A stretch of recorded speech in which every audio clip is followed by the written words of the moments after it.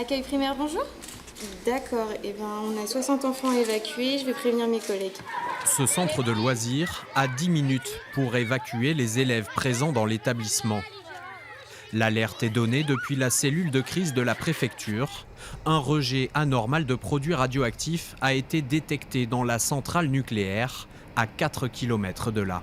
La première chose, c'est d'informer évidemment les maires qui déclenchent leur plan communal de sauvegarde. Des bus arrivent en quelques minutes. L'évacuation des enfants peut débuter.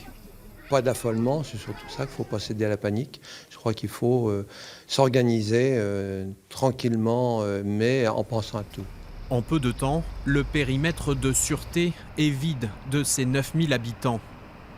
Il s'étale sur un rayon de 5 km autour de la centrale. Dans la réalité, je vous interdirai de rentrer dans le périmètre des 5 km et je vous inviterai à prendre la route à droite pour contourner nos gens. Pour empêcher toute entrée dans la zone de confinement, la gendarmerie a déjà mis en place des barrages, 16 points stratégiques, où chaque habitant est prié de faire demi-tour. À l'instant T, la compagnie de gendarmerie de Nogent peut disposer de 50 personnels pour boucler complètement.